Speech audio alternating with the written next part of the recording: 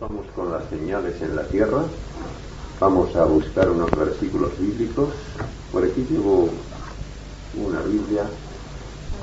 Y si quieren, estas son más fáciles de manejar. Pueden, si quieren, leer en esa. Bueno, si quieren. Lo digo porque aquí los versículos se encuentran más en línea, son más fáciles de manejar. Bueno, yo creo que... Sí, puede, muy bien. Ya le ayudará. Bueno, pues vamos a buscar, aquí Antón puede en Mateo 24 y Mercedes también puede buscar Mateo 24.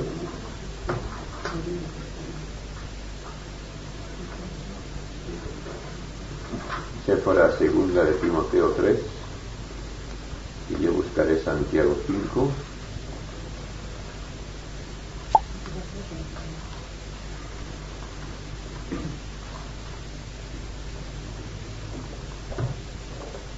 En Mateo 24, el 3 hasta el 5. Y estando él sentado en el monte de los olivos, se llegaron los discípulos y le preguntaron en secreto: Dinos, ¿cuándo sucederá eso? ¿Y cuál será la señal de tu venida y del fin del mundo? A lo que Jesús les respondió: Mirad que nadie os engañe, porque muchos han de venir en mi nombre diciendo: Yo soy el Cristo, y seducirán a mucha gente. Muy bien. Entonces aquí nos habla Jesús contestando a la pregunta que le han hecho sus discípulos: ¿cuándo será esto? ¿Qué señal habrá de tu venida y del fin del mundo? Y entre las diversas señales que él explica, hay una en primer lugar que es el engaño religioso. Vendrán muchos en mi nombre diciendo yo soy el Cristo, a muchos engañarán. Así que el engaño religioso es una de las primeras señales a las que Jesús presta atención, y podemos comprender que en nuestro tiempo esto se está efectuando ya en gran escala. Los falsos cristos, por ejemplo, y como vamos a ver después, falsos profetas. En el tiempo actual se han manifestado ya varios personajes que pretenden ser Cristo. En la India, un tal Krishnamurti, que quizá ustedes hayan oído hablar, que hizo mucho ruido y que tiene adeptos en el mundo entero, y en el que veían sus adeptos un Cristo del siglo XX. Hasta en Estados Unidos tenía adeptos. En Madrid conozco yo amigos que son devotos de Krishnamurti, en el que ven un auténtico Cristo de nuestro tiempo moderno. En Italia, hace unos años, descendió de un avión un personaje ataviado con una larga túnica hasta los pies y una larga cabellera, que decía ser Cristo, un tal Francis Penkovic, por sobrenombre Mesías, que aseguraba que tenía 1950 años. Tengo aquí el recorte del ABC. Francis Penkovic, por sobrenombre Mesías, asegura que tiene 1950 años. Este hombre estuvo haciendo declaraciones a los periodistas. Dijo que había sido testigo presencial de la caída del Imperio Romano en el siglo V, que había conocido a los papas de todos los siglos pasados, que había conversado con ellos, que había uno en particular que le era extraordinariamente simpático y comunicativo, el Papa León I, en el año 1527, daba pelos y señales como si él hubiese sido testigo presencial de acontecimientos en todos los siglos pasados, porque él pretendía ser Cristo. No tardó mucho tiempo en ponerse de relieve la impostura de este hombre, su engaño, pero esto no quita para que le siguiesen una multitud de prosélitos. Ni es tampoco el único Cristo que se ha manifestado en estos tiempos. En Badalona, que es una población situada a 10 kilómetros de Barcelona, yo he conocido personalmente a un individuo llamado Yalencas, muy famoso en toda la comarca. Él pretende ser Cristo reencarnado. Dirige una secta y sus prosélitos le adoran como a un Cristo. Yo conozco a fondo esta religión porque un matrimonio que pertenecían como prosélitos a Yalencas se les cayó la venda de los ojos al leer la Biblia y hoy son miembros de nuestra iglesia y nos han referido, claro, todos los detalles. En Holanda no hace mucho tiempo, un par de años, hablé con un señor que venía de allí, que dijo que ahora hay un personaje en Holanda que está arrastrando multitudes en el que ven un Cristo. Así que esta señal se está cumpliendo plenamente en nuestro tiempo. Pero vamos a completarla con lo que dice aquí en Mateo 24, el 23 hasta el 27.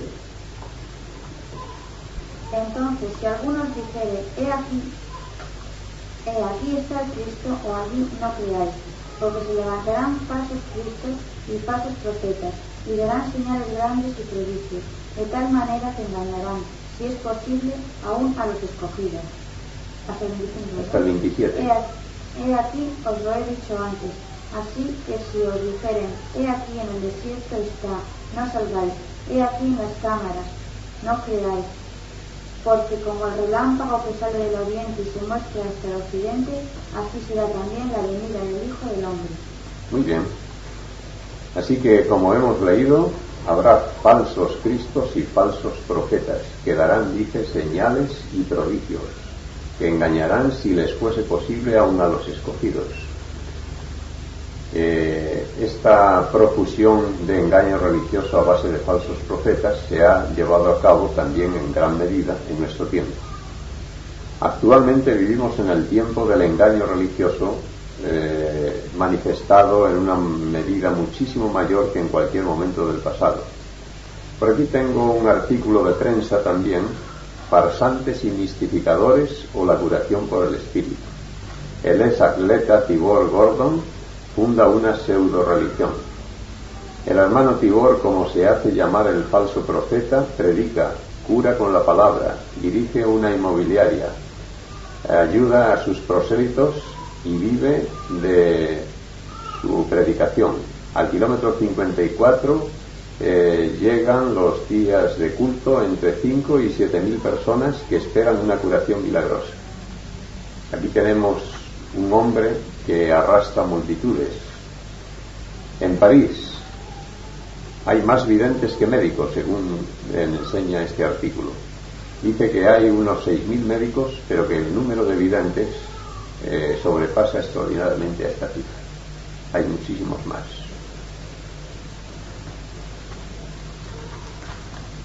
Por aquí tenemos la industria de los horóscopos. El interés por lo oculto es más fuerte que nunca. Tan solo en Francia 40.000 magos y videntes viven de esta pasión. Número incontable de adivinos y premonitores. A esta tarea se entregan por igual iluminados, farsantes, profetas, videntes, astrólogos, adivinos. Y en este recorte de artículo dice: muchos individuos tienen esto como profesión. Se calcula que en Estados Unidos hay más de 100.000 personas que viven de ello y que ganan alrededor de 500 millones de pesetas.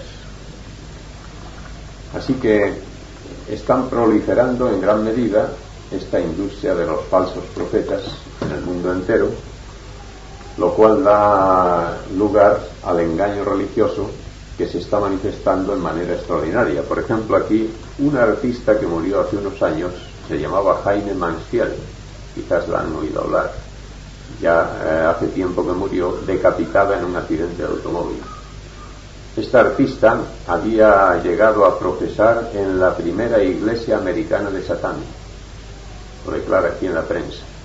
Heine Mansfield, que murió hace 3 meses decapitada en un trágico accidente de carretera, no se atrevió a confesar que había vendido su alma al diablo. Heine era una adepta de la primera iglesia de Satán. Aquí explica la manera como llegó a hacerse adepta de esta iglesia. Algunas semanas más tarde solicitaba recibir el bautismo y la comunión del diablo. Para el bautismo, el petre, el sacerdote, llenó una copa con sangre caliente de una blanca paloma, símbolo de la pureza que se va a sacrificar. Después echa sobre la sangre un polvo de su invención. Murmura blasfemias ante la paloma. Luego el padrino y la madrina prometen que la nueva bautizada no hará más cosas que aquellas que gustan al diablo. En ese momento la bautizada bebe la sangre de un solo trago y a renglón seguido viene la comunión. Y aquí la presenta arrodillada ante el sacerdote cuando está haciendo la comunión.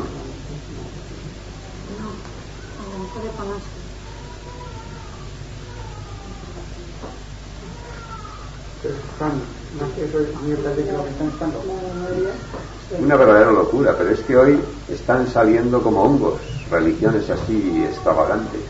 Es la proliferación a que Jesús se refería cuando hablaba del engaño religioso. Como los gurús, ¿no? Estos de la India. Sí, efectivamente. Que por cierto le descubrieron a ese gurú un contrabando de joyas. Después se ve que también se aplicaba a lo material. A ver si viene. Muy bien. ¿Y este libro lo conoce? El tercer ojo. He oído hablar de él, pero no lo conozco. Yo lo he leído hace poco. Pero ¿De qué habla? Es muy raro. ¿De Locus? No, él es monje tibetano. Y habla de que tuvo que escaparse Por los chinos. Sí, cuando invadieron el Tíbet. Y nada, cuenta cómo era la vida allí, desde niños, como él ingresó con otra idea en un monasterio, una lamasería se llama, que eran lamas pero dedicados a la medicina, metidos a la carrera y que le perforan la frente para que vea el aura, que les pedimos todas las personas, es como una energía. Sí. Entonces con eso, a los que son personas muy justas, les hacen esa operación, entonces pueden ver a las personas tal como son. O sea, pueden adivinar el pensamiento, lo que está usted pensando en este momento, si les soy simpático, si no, por el color del aura, ven si una persona es buena, es mala, si sufre del hígado, si está ahora en ese momento con un momento de odio hacia alguna persona, lo ven todo. Sí. Y creen en la reencarnación continua. Sí. Cuando una persona muere, es que el cuerpo está viejo, que es un vehículo, está viejo, inservible, que se rompe el cordón de plata, que es lo que une el alma con el cuerpo, y entonces queda vagando por el espacio hasta que reencarna en otro cuerpo. Y así, ¿Se puede ser igual un animal? Sí, efectivamente. No, personas. ¿Hay personas? Sí. De animal va a persona. No siempre de persona a persona. Sí, bueno, yo he estudiado a fondo. He estudiado a fondo el hinduismo y la teosofía, porque yo he sido teósofo antes de conocer la Biblia. Y en la teoría esas de las reencarnaciones, los seres van evolucionando hacia formas superiores. Por ejemplo, un gato muere y si ya ha reencarnado de gato bastantes veces ya va a perro, por ejemplo, y luego a otro animal superior, hasta llegar al último de la escala zoológica y luego a hombre. Y así a través de reencarnaciones, según esa teoría, pues luego el hombre nace en un hombre salvaje de por ahí, de una selva, luego nace en otro hombre más perfecto, y cada reencarnación va adquiriendo... Sí.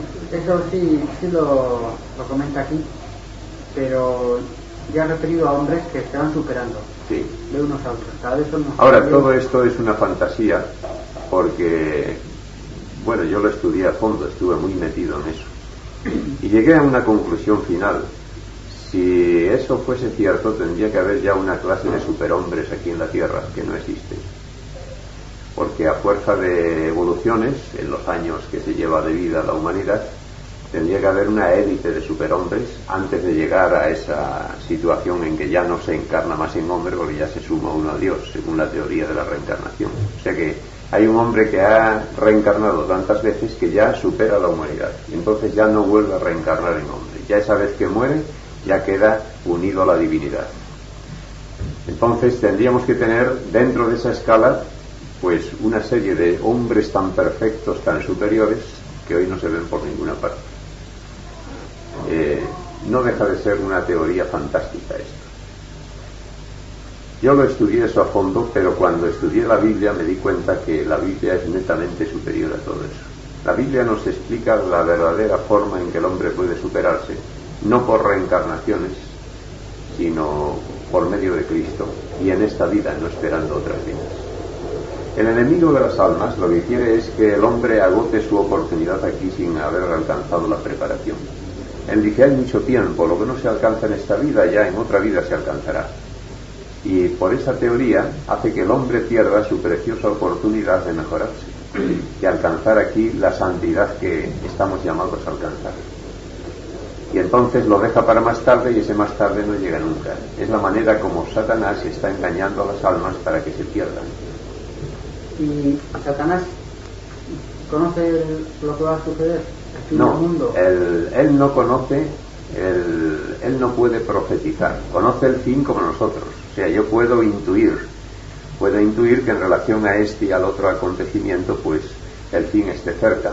O puedo estudiar en la Biblia y ver que el fin se acerca por las profecías bíblicas. Pero yo no puedo adivinar, como Dios lo sabe, el futuro, ni Satanás tampoco. O sea que no lo sabe a ciencia cierta, por decir así. No. Pero él puede jugar al cálculo de probabilidades. Lo que yo no entiendo es eso. Entonces, ¿por qué sigue insistiendo si sabe que va a quedar destruido para siempre, ¿verdad? Pues hay aquí una cosa que a medida que estudiamos nos damos cuenta, y es a donde llega un ser cuando se llega a dedicar totalmente a una cosa, que empieza engañando a otros y luego él es el propio engañado. Usted, por ejemplo, recuerde en la historia de Hitler. Hitler tenía engañado a la nación. Iba a conducir al pueblo alemán a la victoria. Y hubo muchos que fueron arrastrados en este engaño. Creían que la raza alemana era superior y que iba a ir a la victoria. Llegó un momento en que ya la causa de Hitler se veía perdida hasta para el que tuviese una visión menos profunda. Pero Hitler había llegado a ser víctima de su propio error y fanáticamente seguía luchando por la victoria, aun encerrado en el búnker cuando ya no tenía nada que hacer y ya las tropas rusas invadían Alemania. Todavía estaba frenético y llegó a estar ya lo que se dice loco. O sea que le enloqueció llegó a ser una obsesión en él. Cuando una persona se ha entregado en cuerpo y alma a una cosa, aunque esa cosa sea mentira, y se llega a obsesionar en esa cosa, llega a desbordar la obsesión que le posee, llega a desbordar su propia inteligencia. Y esto es lo que le pasa a Satanás. Satanás es muy inteligente, muy capaz, pero le pasa como a muchos otros caudillos y líderes en la historia, que llegan a ser sobrepasados por su propio fanatismo y por su propia entrega a algo que los domina ya y que les hace imposible podemos decir, les lleva a un punto sin retorno. Así que él va a ser la víctima de sus propios errores y de sus propios engaños.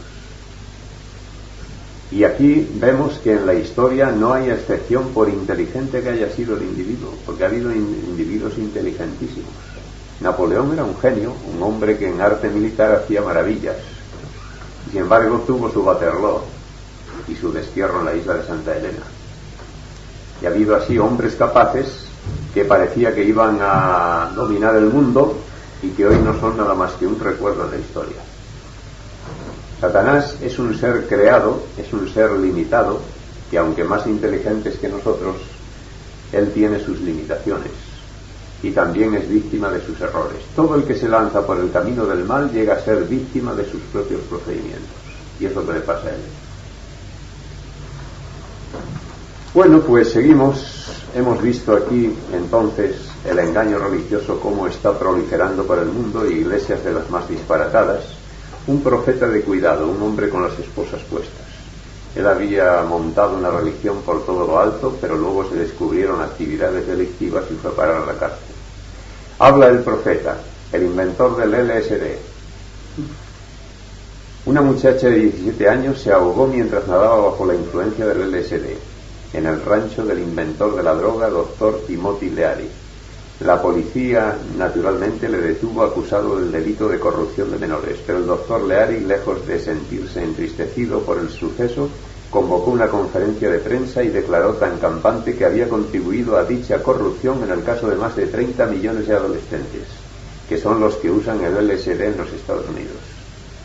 Si a los árboles se le conoce por sus frutos, ¿no se conocerá a los tiempos y a las gentes por sus profetas? Es una pregunta muy acertada. Otra religión. Aquí viene una revista francesa titulada Le Monde et la Vie. Yeye, he aquí el Espíritu Santo. Dice, a la manera de un jefe de Estado saludando a las poblaciones. Aquí con grandes aires de líder, Unos tocan el acordeón, otro la guitarra, él da su sermón. Ahora les voy a leer una parte del sermón. Hermanos y hermanas, ¿queréis un ejemplo característico demostrando el triunfo permanente del Espíritu Santo? Ayer mi joven hermano entró en la casa y nos anunció una nueva de gran gozo. Suecia ha batido a Noruega en fútbol por 2-0. Imaginad nuestro júbilo. Aleluya, aleluya. Esto es parte del sermón. ¿A dónde están llegando las cosas en estas religiones? Ahí están haciendo de la iglesia pues una sala de fiestas, completamente. Un pastor hippie, aquí con su atuendo hippie. Extraña secta religiosa en Estados Unidos, se dejan morder por serpientes. Hay, por ejemplo, un corro de creyentes, se van pasando una serpiente venenosa de mano en mano por el corro.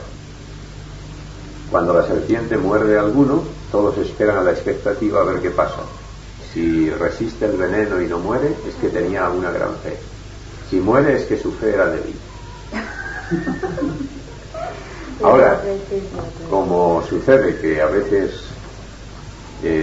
la serpiente ha mordido a uno y de momento la vesícula del veneno se ha vaciado y hasta que fabrica más veneno no tiene el efecto nocivo de antes, pues resulta que muerde a otro y claro, no le mata.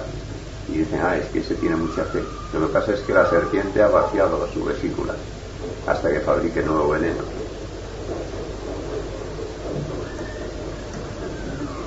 Música ecuménica y baile en la Catedral Episcopaliana de Washington. Aquí moviendo la minifalda y bailando en plena catedral. Es que es algo extraordinario lo que se está produciendo ahora en materia religiosa. Es ya el lado más... episcopaliana, que es sí, una religión llamada episcopal. Sí.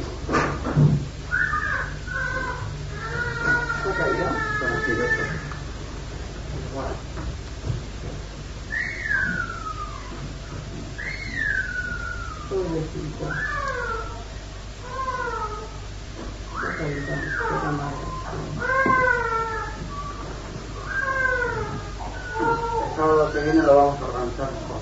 No, tráelo aquí, yo me digo que lo traiga. Pobrecito. Pueden traerlo aquí, no es molestia ninguna. Pero a mí no me molesta. Pero si llora No importa. llora, estando aquí no llora. Probablemente llora por no estar aquí, Llora por no porque estar está con nosotros. solito. Ay, qué mazo. Tráelo aquí, que yo lo tengo, no me gusta mucho. ahora se va a despejar el otro. Contigo, si no te conoce, llorará. No llora. No. Qué mazo son tan chiquititos. Ahora te sientes joven, ¿sí? Pues a mí me deja muy vieja. Cancota. Hola.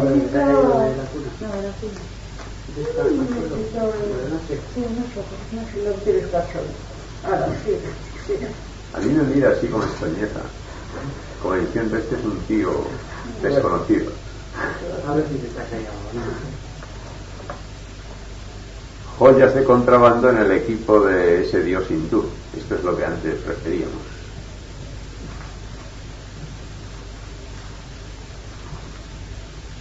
Y dentro de estos engaños hay por aquí algún detalle. Vamos a ver si, o no sé si me lo he dejado.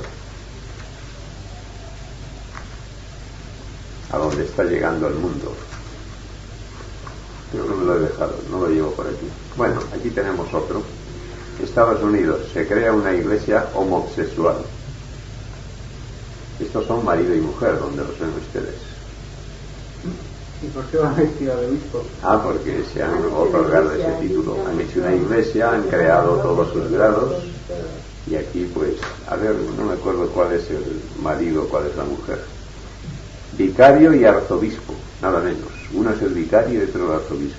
Descienden del altar, una escena religiosa normal si no se tratase de una increíble iglesia que los homosexuales han fundado en Estados Unidos, en sacrílego remedio de la cristiana.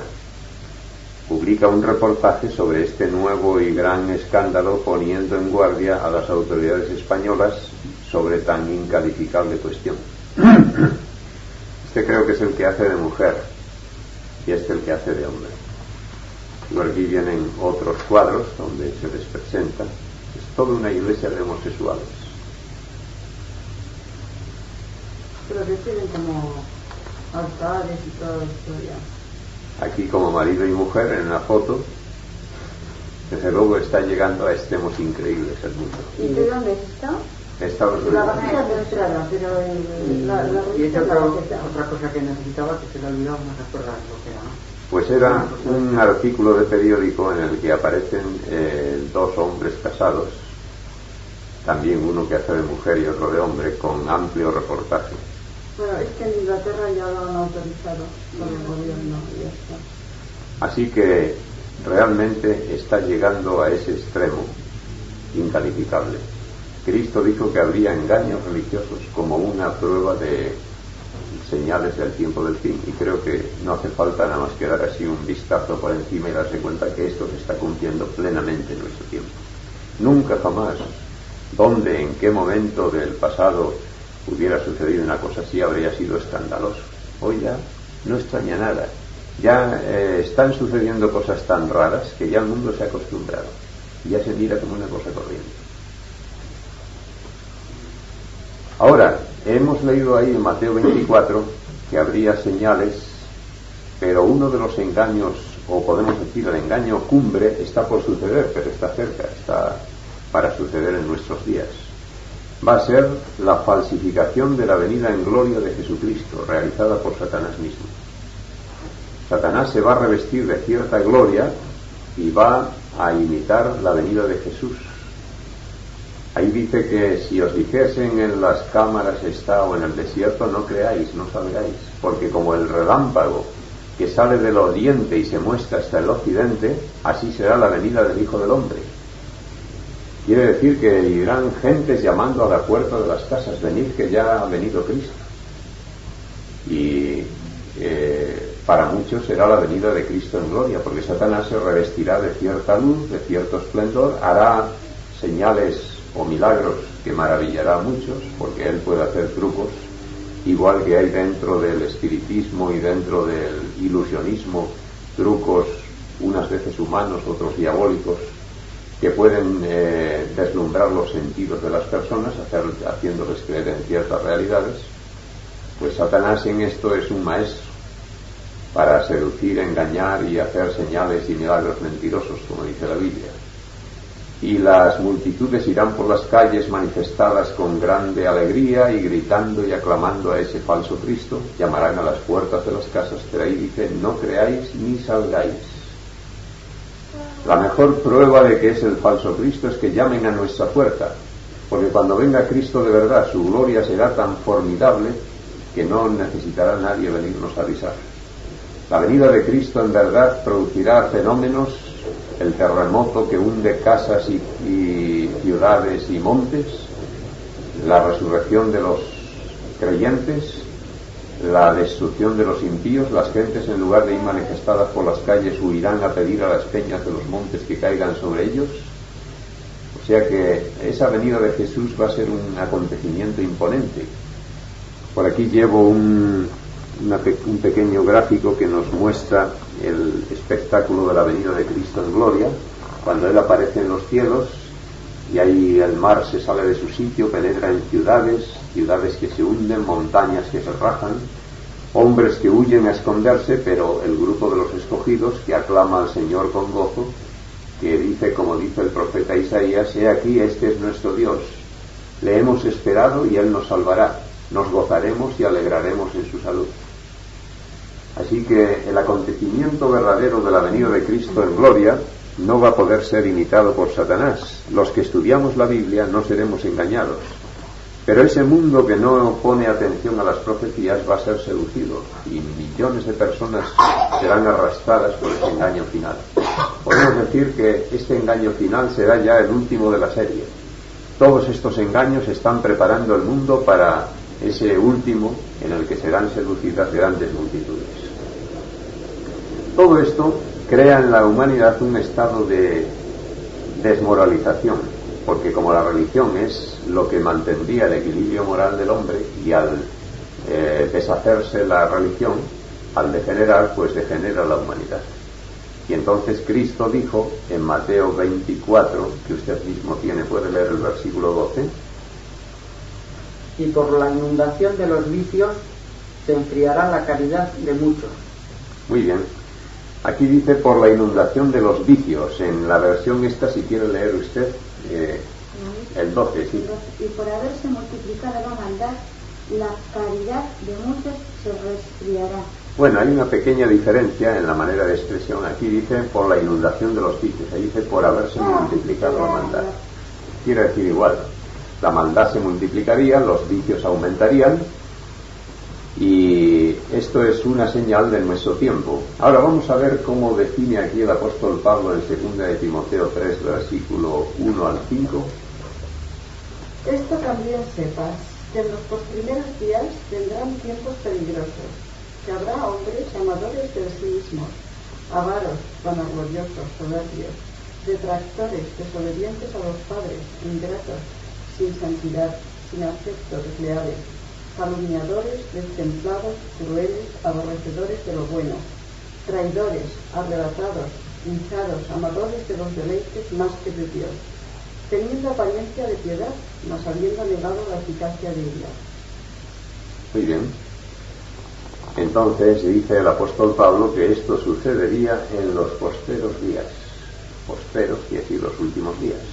Dice que habría tiempos peligrosos y explica el peligro en qué consistiría. Habría hombres amadores de sí mismos, avaros, vanagloriosos, soberbios, detractores, ingratos, sin santidad, desobedientes a los padres, que es una de las señales más distintivas de nuestro siglo, la desobediencia a los padres. Claro, ustedes son jóvenes y no han conocido quizá el respeto casi religioso, podemos decir, que había en generaciones anteriores hacia los padres. Yo recuerdo, como soy hijo de familia numerosa, que estábamos sentados a la mesa y bastaba que mi padre nos mirase un poco más serio a uno de los hijos y temblábamos y corríamos a ver si le adivinábamos el pensamiento en que había que hacer. Hoy veo chicos que le dicen a su padre, no me da la gana, si su padre le dice que tiene que hacer tal cosa. Le contestan de cualquier manera. Hay casas en que un chico de 15 o 16 años vuelve a su casa a las tantas de la madrugada y si le preguntan sus padres dónde ha estado y dice, yo quiero vivir mi vida, vosotros no tenéis por qué meteros en mi vida. Y cosas así parecidas. Hoy hay una desobediencia a los padres total. Es una plaga que la Biblia dijo que sucedería en este tiempo final, la desobediencia a los padres. Y esa desobediencia, ese relajamiento de lazos de autoridad o potestad paterna, ha dado lugar a otras plagas. Ha dado lugar a que surja esa plaga de la delincuencia juvenil e infantil que está asolando al mundo. Hoy estamos viviendo en un tiempo de bandas infantiles y juveniles que están produciendo verdaderos estragos en la sociedad. Por aquí tengo, por ejemplo, recortes de prensa. La criminalidad juvenil ha crecido durante 1960 hasta un 253%, según estadística de las Naciones Unidas. Así que hasta 1960 creció en un 253% la criminalidad juvenil. Pero tengo este otro artículo. La delincuencia juvenil aumenta. Desde 1963 creció en un 300%. Es un ascenso meteórico el que está experimentando. Y tenemos así artículos como este: delincuencia juvenil, azote del mundo civilizado. Aumenta la criminalidad juvenil en Estados Unidos. Más de 100 asesinatos cometidos por pandillas de jóvenes. Asesinan y saquean por placer. Las bandas juveniles aterrorizan a varias ciudades norteamericanas. En Nueva York hay más de 350 familias, entre comillas, que son clanes de gángsters juveniles, con más de 7.000 miembros. París, crece la marejada de las grandes fechorías. La capital francesa empieza a parecerse al Chicago de los buenos tiempos. Las escuelas norteamericanas se convierten en centros de violencia. Cada vez es mayor el número de profesores que se ve obligado a llevar armas como precaución. Y en este artículo titulado Gamberros Internacionales, que vino toda una serie, dice: Crece a marchas forzadas el número de calles en Nueva York que después de las 8 de la tarde son tabú para las buenas gentes. Los viejos de la localidad se pierden en lacrimosas añoranzas. ¿Te acuerdas, John, de cuando éramos jóvenes y aún se podía ir a cenar al restaurante italiano de la calle Sexta? Hoy es mejor aferrarse a la vida y sacrificar los buenos y sabrosos ravioles. O sea que hay ciudades, Nueva York, Washington y otras en Estados Unidos, que salir a las 8 de la tarde a la calle es jugarse la vida. Pandillas de jóvenes y menores apostados por las esquinas que la emprenden con cualquiera que encuentran por la calle. Así que se hace más peligrosa que la selva hoy la ciudad. En Estados Unidos más delincuencia que nunca. Fuerte aumento de la criminalidad en Francia, el crimen como diversión. Vizcaya, en un solo año la delincuencia juvenil femenina se ha incrementado en un 40%, en un solo año en Vizcaya. En España, 100 bandas desarticuladas en 1972. Una banda juvenil, los Cheyennes, en Zaragoza, descubierta y arrestada por la policía. Corrupción generalizada en la policía, jueces y fiscales de Nueva York. Corrupción generalizada. Han tenido que hacer policía para la policía. Policía para la policía. Así que fíjense que tengan que hacer una policía para vigilar a los policías. Eso es el cuento de nunca acabar. Pues algún policía de esos que estaba corrupto, como dicen, habían robado a alguien y le encargarían al buscarlo y no lo encontraba, porque igual... Claro, a lo mejor había tenido que ver en el robo. No me encuentro. Aumento de la criminalidad en Inglaterra. Alarma en Estados Unidos ante el aumento de la delincuencia escolar. Consejo de la policía y de los bomberos: no venga a Nueva York hasta que las cosas cambien. Es terrible esto, ¿eh? Son muy desobedientes los niños. Ya verás bien. Aquella, ¿eh? Pobrecita. Ya verás cómo no. ¿Cómo no obedece? No salga a la calle después de las 6 de la tarde. No viaje en el metro a ninguna hora del día. Consejos para Nueva York. Embajadores con pistola al cinto. Está llegando la situación a algo increíble, ¿eh? Hombre, tenemos aquí un tenor. Ah, pues esto era el artículo que buscaba antes, ahora que recuerdo, lo tengo aquí. En viaje de novios, los hombres casados. Aquí cuando el sacerdote les da la bendición, aquí los dos, aquí cuando uno se pone el anillo al otro, la madre que despide, la madre de uno de ellos que los despide, se miran tiernamente abrazados, aquí el que hace de mujer con su mandilito en la cocina, y les preguntan los periodistas si tendrán hijos y dicen: de momento vamos a adoptar un gato. La pena es que no los puedan tener, no sabían de tener, a ver cuántos tenían. Es a lo que está llegando la situación. Desde luego es increíble. Es algo que no tiene paralelo en la historia. Porque es que se está legalizando en la Cámara de Diputados en Inglaterra, pues ya es legal que dos hombres se casen y tengan su piso y vivan como marido y mujer. Es algo que está llegando a límites insospechables. Así que la multiplicación de la maldad, dijo San Pablo, sucedería así: tiempos peligrosos en los últimos días, hijos amadores desobedientes a los padres, amadores de sí mismos, y menciona a amadores de los deleites más que de Dios, hemos leído, amadores de los placeres más que de Dios. O sea, personas que para ellos el sentimiento de Dios es un cero a la izquierda, viven para los placeres, es una religión, divertirse, gozar de muchos placeres. Ustedes pregunten a cualquiera, por la calle, en cualquier lugar, si tienen alguna inquietud religiosa. No, divertirse, pasarlo bien. No hace falta preguntar. Un observador, yo que llevo una vida bastante, me imagino, más más activa. Más en el mundo que lo que pueda llevar usted. Desde hace un mes, antes la verdad es que yo tampoco me había preocupado, pero desde que estoy hablando con Jesús, ahora lo vengo observando, ¿no? Sí. Estoy hablando con él, nadie. Una vida superficial, superflua. Y hemos leído el último pasaje que dice: teniendo apariencia de piedad, pero habiendo negado la eficacia de ella. Quiere decir, aparentar tener religión. Hoy, eso sí, hay más millones de personas que parecen tener sentimientos religiosos hoy que nunca. Hay más millones según las estadísticas de las diversas religiones. Pero en cuanto al fondo, no tenemos constancia de que esto sea cierto.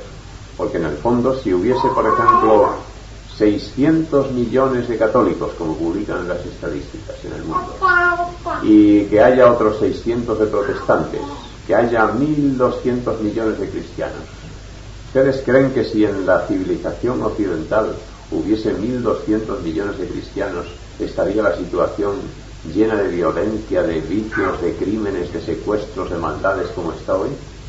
Imposible. Sería una balsa de aceite. Lo que pasa es que es un cristianismo de nombre nada más, que es lo que dice aquí hablando de las señales del último tiempo.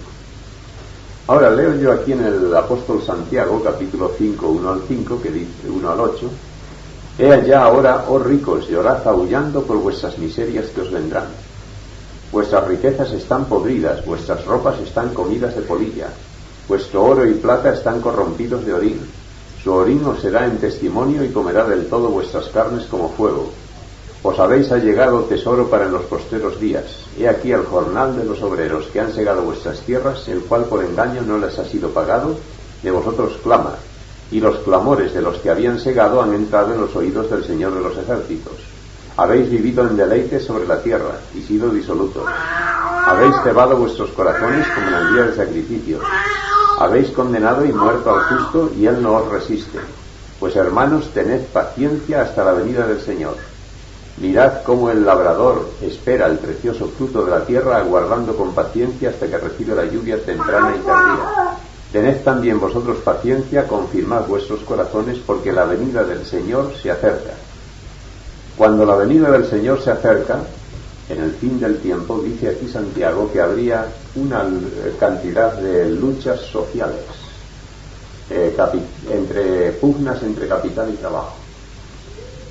Ricos que acumulan grandes fortunas por la opresión que ejercen sobre una clase trabajadora que está oprimida y que no tiene lo necesario para sus gastos primordiales.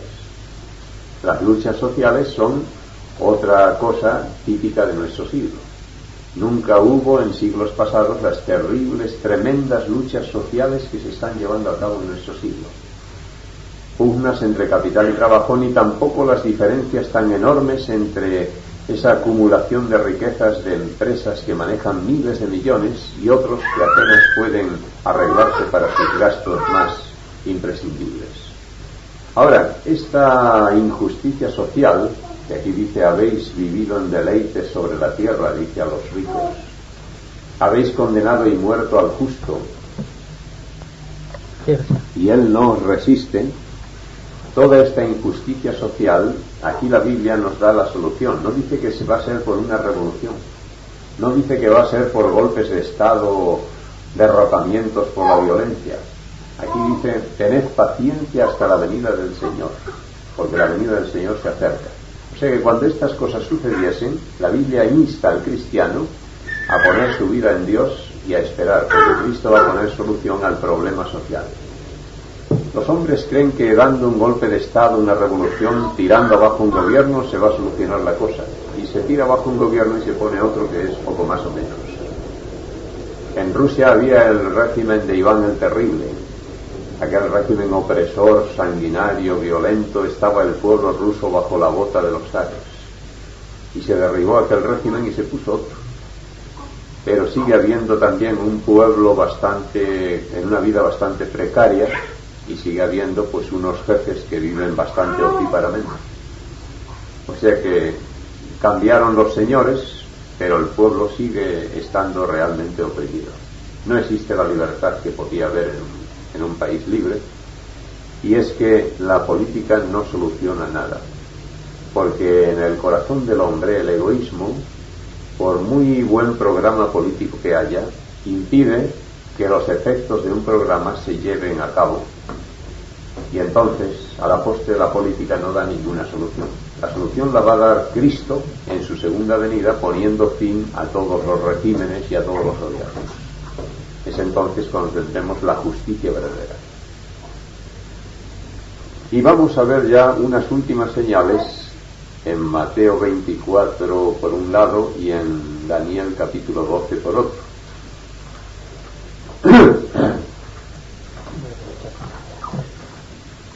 Daniel 12. Leemos en Mateo 24, el versículo 7. Se armará nación contra nación y un reino contra otro reino, y habrá hambre y terremotos en varios lugares. Muy bien. Así que aquí nos dice que habría esas guerras entre naciones, nación contra nación, reino contra reino, y habría también hambre y terremotos por diversos lugares. Este versículo solamente ya presenta varios grupos de señales. Por ejemplo, en el aspecto bélico. En el aspecto bélico, las guerras universales son una señal del fin del mundo.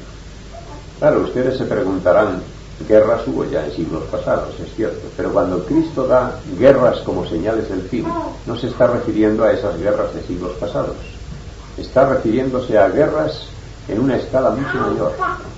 Esas guerras universales. Como dice en Lucas 21 que leímos el otro día, los hombres se secarán por el temor y expectación de las cosas que sobrevienen a la redondez de la tierra.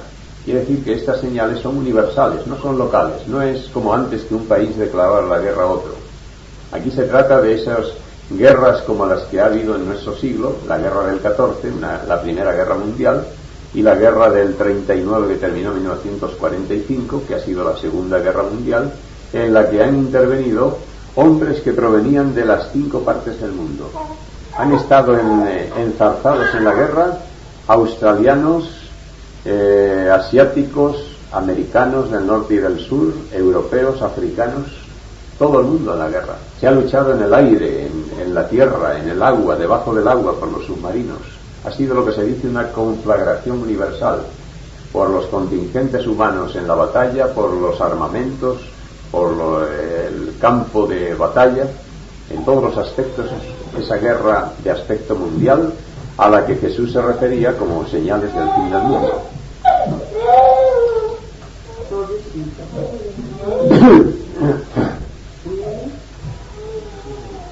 A veces me hace la competencia cuando yo hablo. Me hace gracia porque en muchas casas donde hay estudios que hay de niño están callados y empiezo yo a hablar, y cuando estoy yo hablando empiezan con su media lengua, porque quieren ellos, como queriendo decir, yo también sé hacerlo. Y en una casa en que había un periquito estaba callado. Empezaba yo el estudio y chico, el periquito, y no paraba hasta que y yo me paraba y se paraba él. O sea que hacen igual que los periquitos. Es que lleva 2 días hablando. Sí. Pero habla mucho, ¿eh? Bueno, habla. Hola.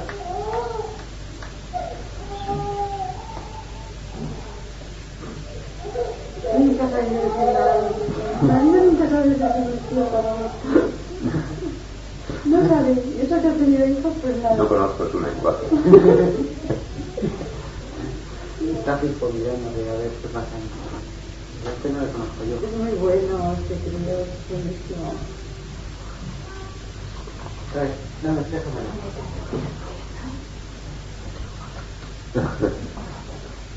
Sigue la serie.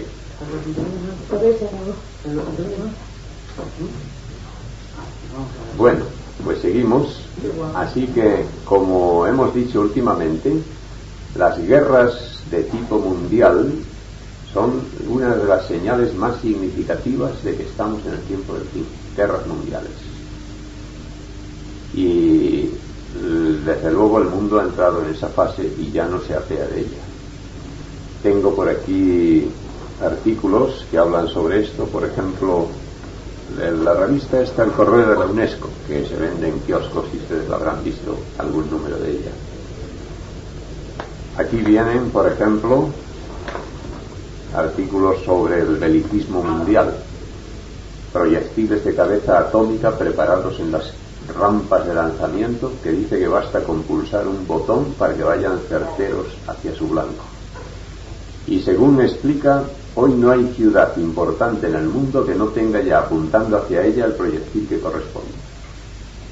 Un proyectil que la borra del mapa irremisiblemente, porque cargados con cabeza atómica hacen un embudo que abarcan todo el diámetro de la ciudad, y esa ciudad queda volatilizada, sin habitantes, ni casas, ni nada. No quedan ni restos de la ciudad. Aquí presenta efectos de la última guerra mundial, por ejemplo la ciudad de Hamburgo, que en un bombardeo fueron 1000 aviones norteamericanos e ingleses, una escuadra de 1000 aviones, y machacaron la ciudad durante esa noche. Cada avión llevaba 4 bombas de 1000 kilos cada bomba. Así que cada avión llevaba 4 bombas de 1000 kilos. Las descargaron sobre la ciudad y hubo 75.000 muertos. La ciudad quedó arrasada. Bueno, pues aquí explica ahora que una bomba atómica de 20 megatones que se lanzase hoy sobre una ciudad como Hamburgo produciría un efecto con su explosión como si esta hazaña que realizaron los aviones en Hamburgo esa noche la hubiesen repetido todas las noches por 14 años seguidos. Todas las noches comprendidas en 14 años seguidos, lanzando una sola bomba de 20 megatones. Porque la bomba que tiraron en Hiroshima y Nagasaki no tenía megatones, tenía solo kilotones. Y esa bomba arrasó y produjo cerca de 200.000 muertos, que obligó al Japón a rendirse. Esa bomba ya es de juguete, porque ahora ya no existe la de 20 megatones, ahora ya hay la de 100 megatones, que viene a ser como 5.000 bombas de las que se lanzaron en Hiroshima. Como si allí en Hiroshima en lugar de una hubiesen lanzado 5.000 bombas de aquellas bombas atómicas. La potencia es tremenda. Aquí habla de una bomba de 20 megatones que cayese en un lugar de la Tierra. Dice que traza un cráter, lo voy a explicar con más detalle, tal como aquí explica, de 20 kilómetros de diámetro. Pero el efecto explosivo y la destrucción de vidas alcanza a un radio de 300 kilómetros. Supongamos que una bomba de estas de 20 megatones cayese en Zaragoza. Además de arrasar toda la ciudad, mataría a todos los habitantes del radio de 300 kilómetros. Por cierto, Bilbao, San Sebastián, Madrid, Barcelona, Valencia y todo lo comprendido en ese radio quedaría la vida extinguida. Pero cuando se escribió esta revista solo había la bomba de 20 megatones, ahora hay la de 100. Una bomba de estas lanzada en el centro de la península ibérica borra España y Portugal del mapa, y aún quedarían afectadas muchas poblaciones de otros lugares más distantes. Así que ¿a qué estamos llegando? Según las noticias, en los arsenales de las grandes potencias hay más de 16.000 bombas atómicas esperando turno. El equilibrio del miedo mantiene de momento inactivo ese arsenal, pero el equilibrio del miedo es muy precario, siempre lo ha sido, porque no falta a veces un loco que rompe ese equilibrio y entonces viene la descarga y viene la destrucción. Según dicen los comentadores, en el primer ataque atómico, si estallase la guerra, ya morirían 1.000 millones de personas en el primer ataque, y luego en los que sigan, pues excusa de cierre. Actualmente la guerra atómica es solo una de las facetas, porque está la guerra química, la guerra bacteriológica. Dentro de la guerra química pues hay productos, hay gases deletéreos, venenosos, que producirían una extinción terrible, y en la guerra bacteriológica tubos conteniendo gérmenes nocivos que lanzados sobre ciudades darían lugar a epidemias destructoras en grado sub. ¿Y qué diremos además de las guerras del hambre? Porque ahí dice que una de las cosas es el hambre. El hambre está haciendo estragos. Hay actualmente, de los 3.000 millones, así en números redondos, de habitantes del mundo, 2.000 millones pasan hambre. 2/3 partes del mundo están pasando hambre. De esas 2/3 partes, un contingente de unos 40 millones anuales mueren por hambre. 40 millones de personas al año están muriendo por hambre. Claro, aquí en España pertenecemos al mundo que come, a esos 1.000 millones, a ese tercio de humanidad en el que no falta la comida, aquí en España. Pero llegará aquí el hambre también, porque el espectro del hambre va extendiendo su sombra sobre el mundo y va avanzando. Cada vez es mayor el porcentaje de los hambrientos sobre los que no lo son. El hambre se extiende inexorablemente. Cuando los aliados entraron en los campos de concentración de Alemania a liberar a los prisioneros, se encontraron con cuadros espeluznantes. Montones de cenizas donde habían sido incinerados los cadáveres de los prisioneros en campos de concentración, y otros que por falta de combustible estaban allí sin poder ser quemados, amontonados. Aquí encontraron montones de hombres, entre ellos, por ejemplo, algunos que vivían todavía, pero convertidos en esqueletos, reducidos a una ración de hambre tan exigua que se iban extinguiendo poco a poco. Cuando entraron los aliados, encontraron algunos que tenían los ojos abiertos, pero que llevados a los hospitales no pudieron hacer nada por ellos, murieron. Y camiones cargados con montones de cadáveres que no sabían qué hacer con ellos porque a lo último les faltó el combustible. Ya no podían quemarlos, todos muertos por hambre. Hemos llegado realmente a un tiempo peligroso. Aquí en un número de la revista Selecciones, de febrero de 1958, tengo un recorte que dice: lo asombroso del B-47 es que solo se necesitan 3 hombres para manejarlo, su comandante, un piloto, un observador que sirve de oficial de derrota y de bombardero. Estos 3 hombres hacen toda la labor de los 18 que se necesitaban en los bombarderos de la época anterior a la aviación a chorro. Y a pesar de ello, esta pequeña tripulación puede en un solo vuelo lanzar una sola bomba, cuya capacidad explosiva supera la de todas las bombas y municiones descargadas por ambos bandos en toda la Segunda Guerra Mundial. Una potencia destructiva mayor que la de los cientos de millares de vuelos realizados por todos los aviones de bombardeo alemanes, japoneses, británicos, rusos y norteamericanos, más todos los proyectiles de las artillerías combinadas de estas naciones, más todos los bombardeos navales de las flotas de guerra. O sea que una sola bomba atómica tiene más potencia destructora que todos los explosivos que explotaron en la última guerra mundial, ya sea por las armas de aire, mar o tierra. Es enorme esto, una sola bomba atómica. Bien, pues las guerras, las hambres, ¿y qué diremos de los terremotos? He leído en el mapa de los movimientos sísmicos mundiales que dice que ya el mapa ha quedado inutilizado, porque ya el mundo entero ha pasado a ser zona sísmica.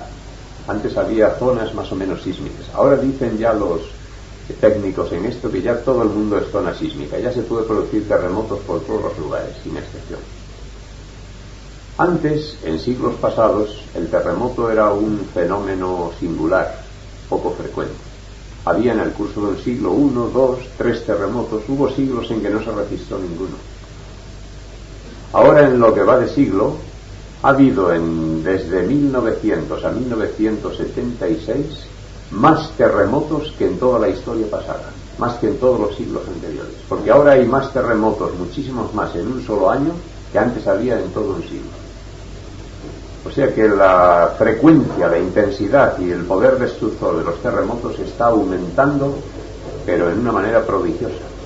Podemos decir que marchan en esa traca, así como en las verbenas hay una traca con un petardo final que hace temblar todo, marchan hacia el petardo final del terremoto de la segunda venida de Jesús, que la Biblia dice que se pondrá la corteza terrestre en conmoción, toda isla, todo monte, todo valle, temblarán terriblemente bajo ese terremoto final que acompañará la venida de Cristo.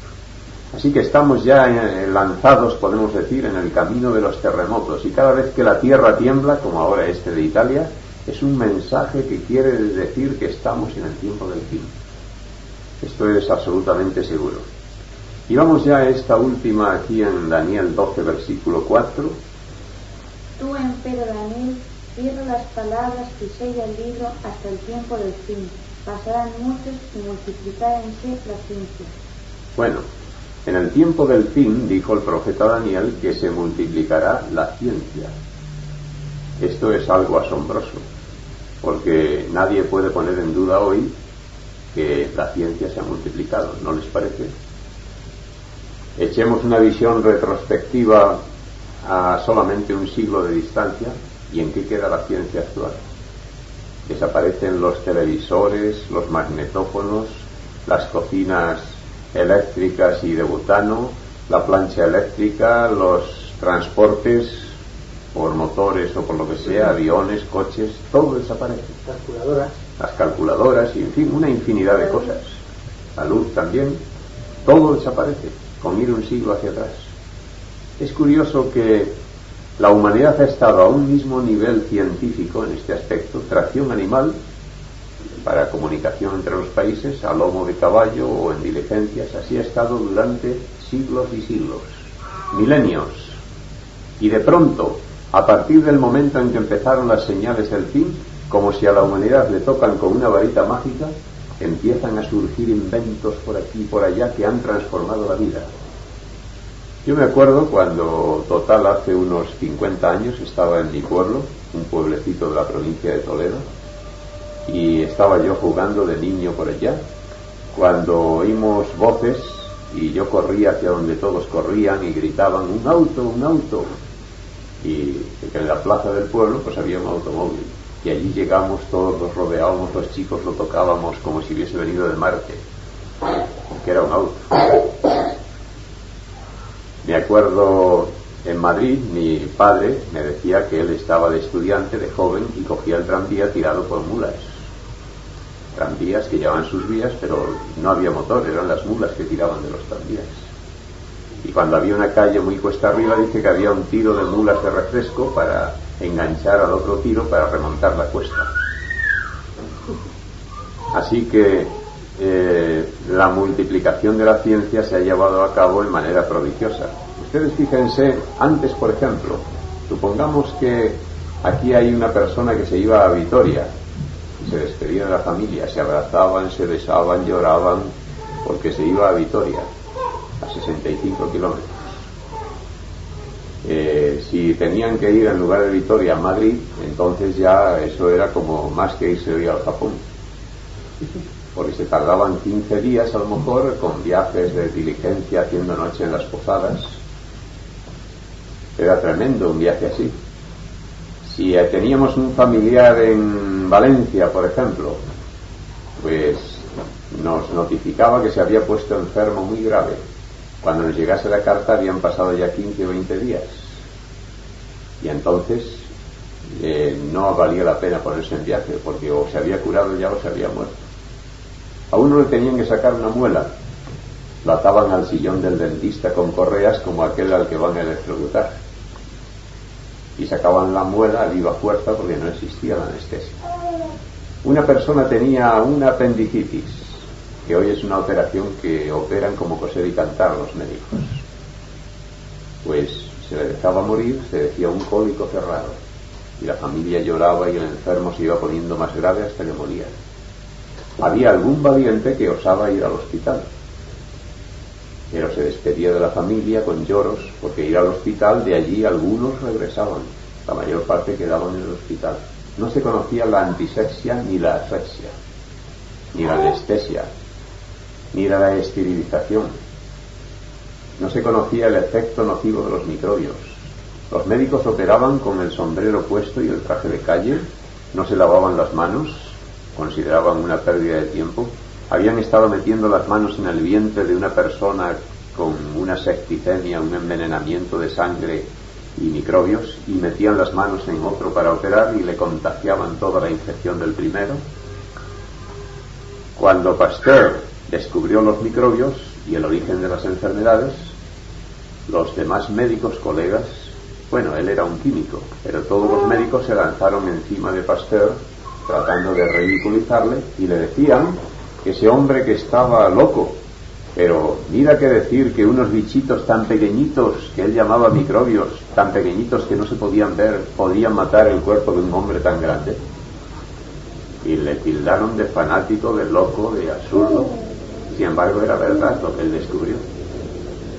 O sea que ustedes ven que desaparece totalmente la ciencia con irnos ni siquiera un siglo hacia atrás.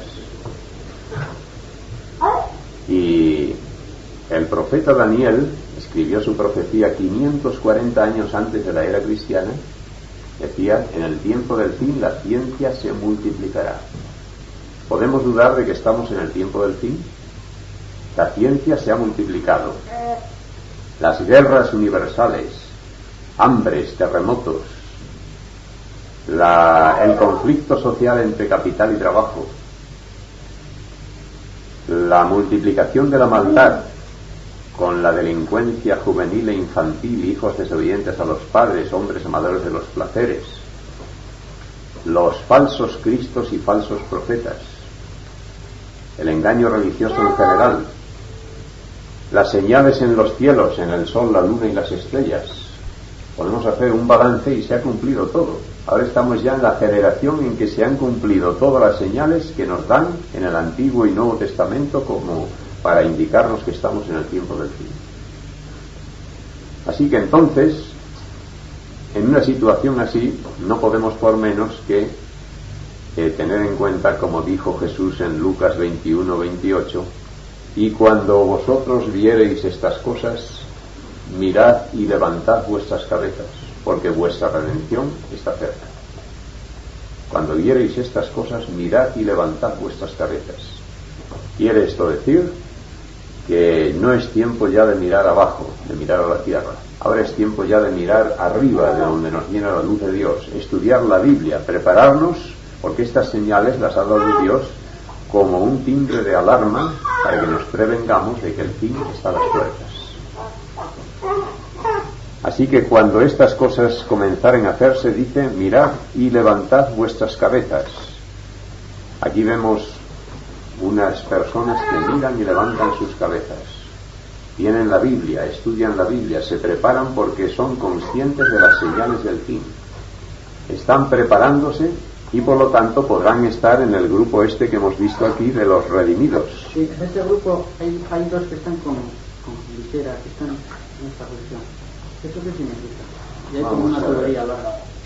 Pues serán quizás soldados, no sé si serán de algún ejército, algo así debe ser. ¿Sabe algo de inglés? No sé si lo pone ahí. Es que esto es una... Sí, ya lo tengo yo. En la feria de Nueva York fue donde lo pusieron, el Ilumidrama. El Ilumidrama, se lo pusieron en un tamaño muy grande y hermoso. Están con unas muletas, ¿no? Sí. Pero no, parecen operarios de algo. Pues quizás, no sé. Como electricistas, ¿no ves? Pues esos bancos que tienen colgado el cinturón. Sí. No sé si son trabajadores o de algún Él vendrá pronto, dice aquí. Sí.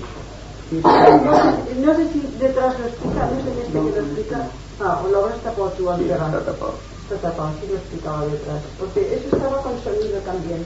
Así que para estar en el grupo de los escogidos hay que estar en el grupo de los preparados, de los que levantan sus cabezas hacia las señales de Dios. La venida de Cristo dará lugar a cuadros hermosos como este de la resurrección de los muertos cuando Él venga, porque ustedes habrán estudiado en el tema de la venida de Jesús que los que están en los sepulcros oirán su voz y saldrán a resurrección.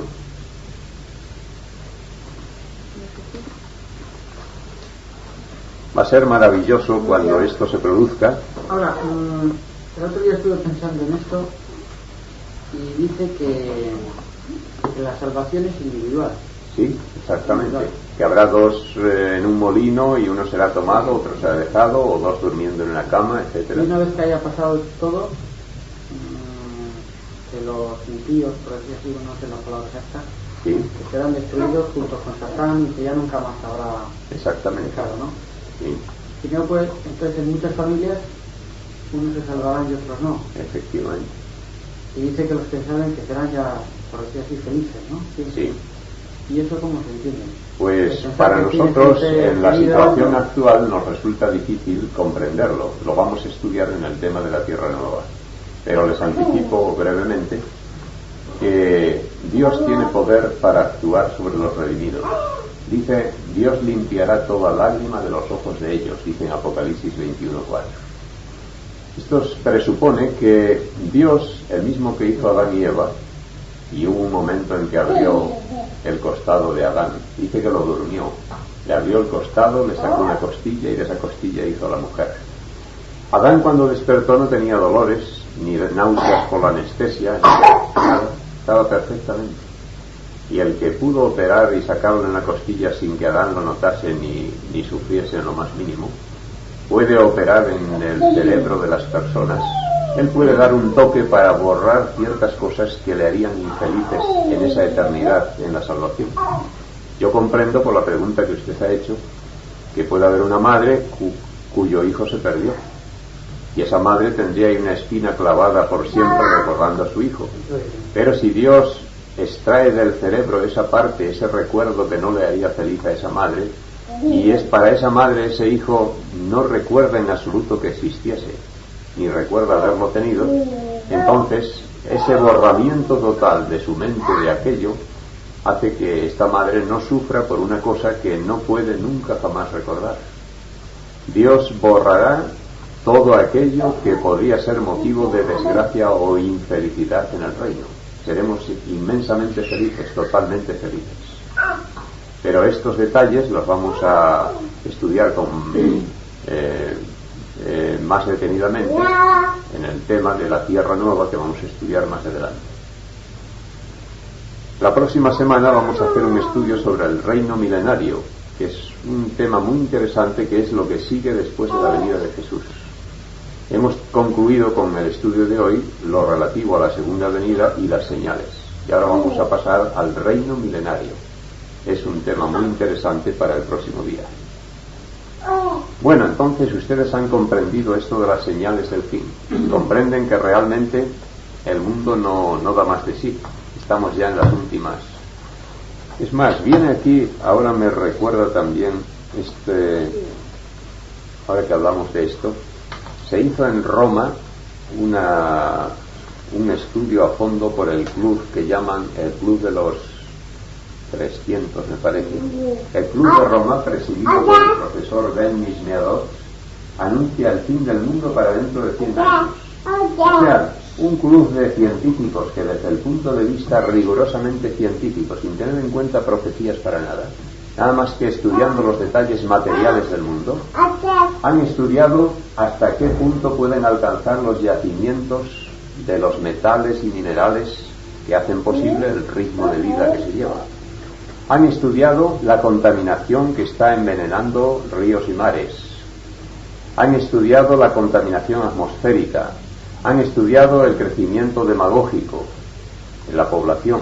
Han cogido todo un conjunto de detalles materiales, técnicos, científicos, y han dicho que a todo lo más tirar con cálculos muy optimistas el mundo no puede vivir más de 100 años, porque se agotan los yacimientos de petróleo, de metales, de todo, en menos de ese tiempo. Se agotan los alimentos, la población aumenta y no hay alimentos bastantes para ese excedente de población.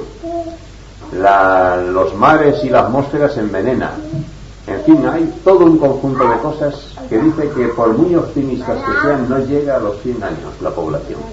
Es curioso, hombres que no tienen que ver con la Biblia para nada, desde el punto de vista fríamente material, vienen a coincidir con lo que la Biblia nos enseña. Aunque claro, la fecha que ellos han fijado es una fecha muy aleatoria, pero que indica claramente, antes solamente los adventistas predicábamos el fin del mundo, hace unos años. Ahora ya lo predican los científicos, lo predican los religiosos de todas las denominaciones. Ahora ya todo el mundo está diciendo lo mismo que decimos nosotros. Así que hemos llegado al tiempo en el que solamente hay una cosa ya, prepararnos para el fin que se acerca.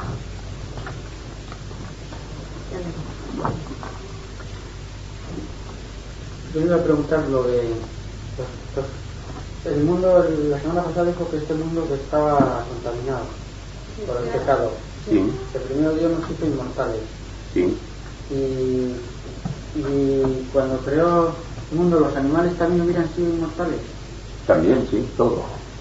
Porque las es plantas, los sí, árboles. sí. Y entonces, ¿ellos por qué mueren? Pues es que la creación terrestre está toda ella supeditada al hombre.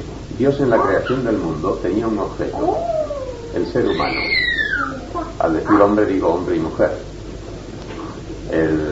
La humanidad era el objeto de la creación. Lo demás era, podemos decir, como si unos que se van a casar ponen un piso. Podrán adornos muy bonitos, un televisor, un mueble así, un diván así, tales cortinas, todo eso es accesorio. Lo principal son los que van a vivir allí, ¿no? Pues todo lo demás que Dios hizo en la creación terrestre estaba supeditado al ser humano.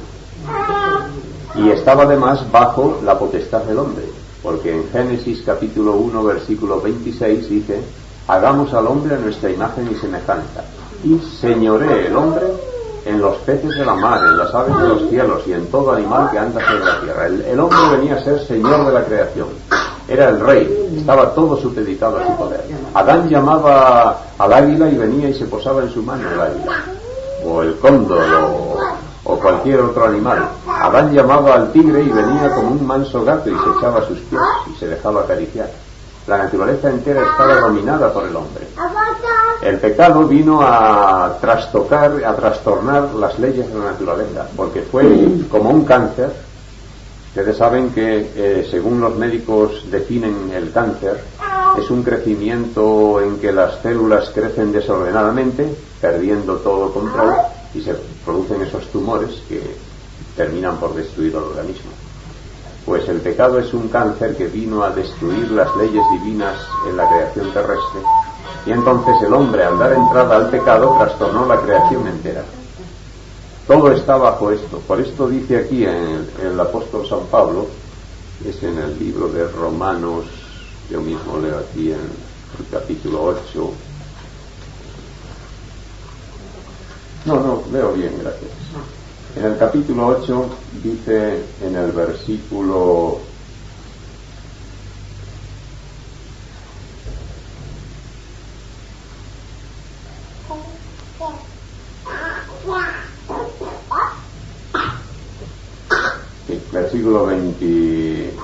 21, que también las mismas criaturas, bueno, el 20, empezando el 20 o el 19, porque el continuo anhelar de las criaturas, aquí se está refiriendo a todo lo demás creado además del hombre, el continuo anhelar de las criaturas espera la manifestación de los hijos de Dios, porque las criaturas sujetas fueron a vanidad, no de grado, mas por causa del que las sujetó, que también las mismas criaturas serán libradas de la servidumbre de corrupción en la libertad gloriosa de los hijos de Dios, porque sabemos que todas las criaturas gimen a una, y a una están de parto hasta ahora. Y no solo ellas, mas también nosotros mismos, que tenemos las primicias del Espíritu, nosotros también gemimos dentro de nosotros mismos esperando la adopción, es decir, a saber, la redención de nuestro cuerpo. Así que aquí dice que todas las criaturas de la naturaleza, todo lo creado, están bajo la dictadura del pecado y esperan la liberación. Cuando nosotros seamos liberados, será liberada también la naturaleza. Y esto lo vamos a estudiar dentro de un par de semanas en el tema de la tierra nueva, la restauración de todas las cosas. Dios restaurará para que haya una naturaleza espléndida, en plena armonía, como estaba en el Edén antes de la entrada del pecado.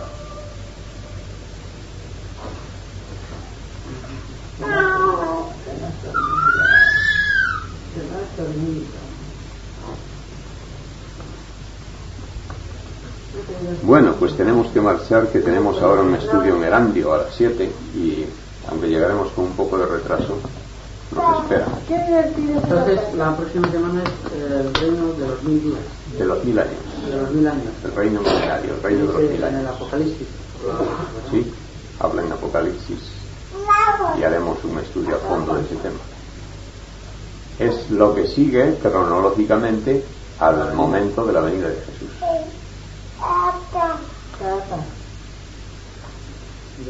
El segundo mandamiento de la Iglesia Católica es estar suspendido, ¿no? Lo han arrancado del catecismo. Sí. El otro día, yo no lo sabía esto. Sí, lo han arrancado completamente.